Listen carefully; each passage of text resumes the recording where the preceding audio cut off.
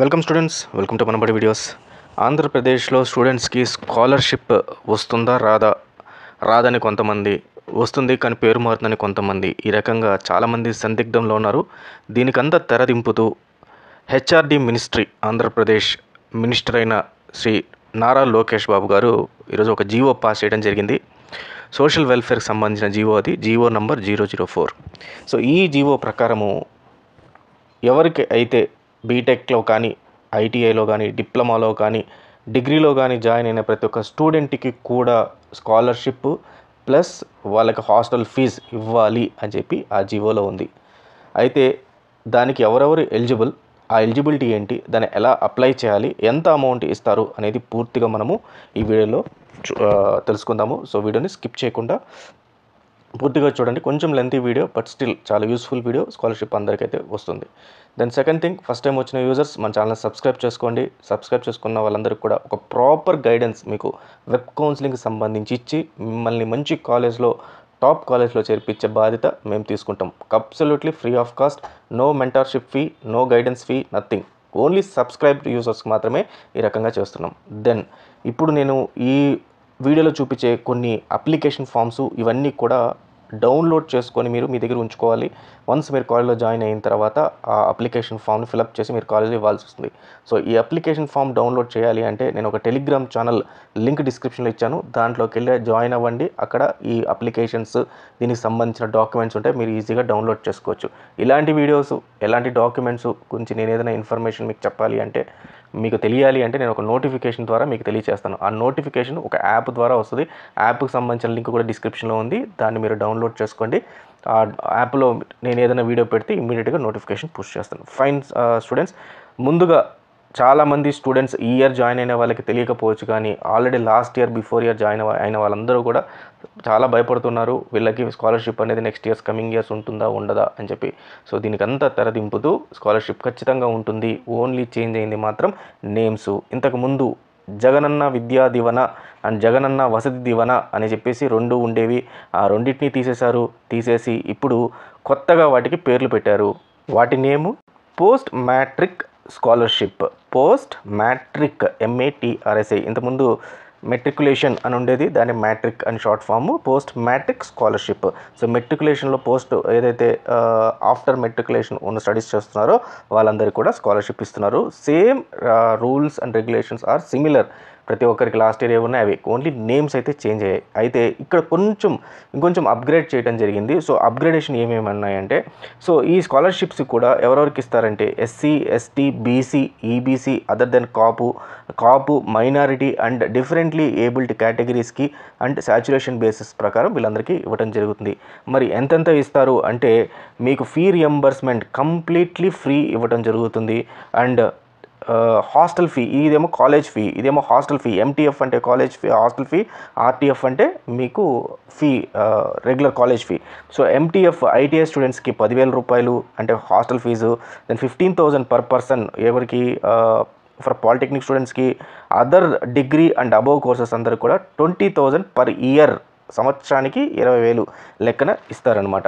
అయితే మరి ఏదైతే ఈ MTF అయితే ఉందో, ఇది ఎవరికి ఇస్తారు అంటే, ఈ MTF వచ్చి మీ మదర్ కానీ లేకపోతే మీ గార్డియన్, న్యాచురల్ గార్డియన్ ఎవరైతే ఉన్నారో వాళ్ళ అకౌంట్లో పడుతుంది. మరి ఈ కాలేజ్ ఫీ ఎలా వెళ్తుందంటే, ఇది డైరెక్ట్గా కాలేజ్ అకౌంట్స్లో పడిపోతుంది ఆన్ బిహాఫ్ ఆఫ్ స్టూడెంట్స్. అంటే మీ అకౌంట్లో పట్టడం, మీరు కాలేజ్లో కట్టడం ఇలా ఉండకుండా డైరెక్ట్గా కాలేజ్లో పడిపోతుంది. ఈ రెండు చేంజెస్ని చేయటం జరిగింది. లాస్ట్ ఇయర్ వేరే రకంగా ఉంది, ఈ ఇయర్ అయితే చేంజ్ చేశారు.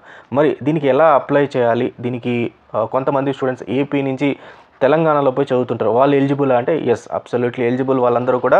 సో ఆ ఎలిజిబిలిటీ ఎవరెవరు వస్తారు ఏంటి అనేది చూద్దాం. అయితే తెలంగాణ వాళ్ళకు కూడా ఎలిజిబిలిటీ ఉంది. తెలంగాణ ఏపీలో చదివే వాళ్ళకి కాదు, ఏపీ వాళ్ళు పోయి తెలంగాణలో చదువుతుంటే లేదా అదర్ స్టేట్స్లో చదువుతుంటే వాళ్ళకు కూడా ఫీ రియంబర్స్మెంట్ ఇస్తుంది ఏపీ గవర్నమెంట్.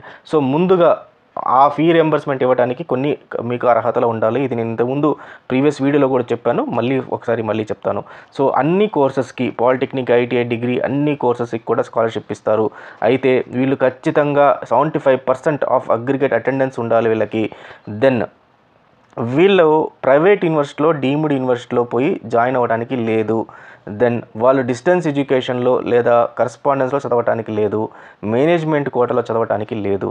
దెన్ వీళ్ళ ఇన్కమ్, ఫ్యామిలీ ఇన్కమ్ 2.5 లక్ష మించకుండా ఉండాలి. అంటే ఫ్యామిలీ, మదర్, ఫాదర్ అందరూ వస్తారు.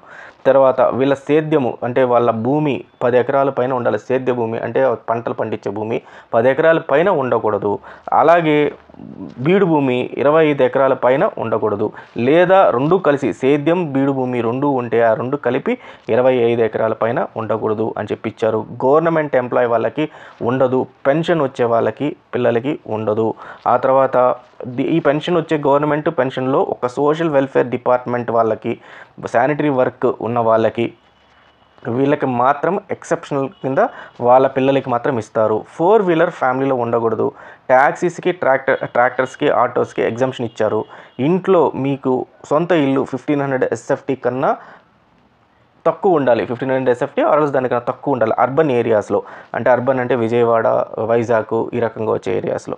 తర్వాత income tax payers, family members ఎవరు కూడా ఇన్కమ్ ట్యాక్స్ అనేది పే చేయకూడదు. సో ఇది వాళ్ళ రూల్స్. మరి దీనన్నిటిని అప్లై చేయాలంటే ఏం చేయాలి? వన్స్ మీరు కాలేజ్కి వెళ్ళిన తర్వాత ఇప్పుడు ఈ ఫామ్ డౌన్లోడ్, జన్మభూమి స్కాలర్షిప్ అప్లికేషన్ ఫామ్ అని ఉంది కదా, ఈ ఫామ్ నేను ఇప్పుడు టెలిగ్రామ్లో పెడుతున్నాను. దీన్ని అక్కడి నుంచి డౌన్లోడ్ చేసుకోండి. లేదా కాలేజ్లోనే ఆ ఫామ్ కూడా దొరుకుతుంది. సో వాళ్ళ దగ్గర నుంచి కలెక్ట్ చేసుకోండి.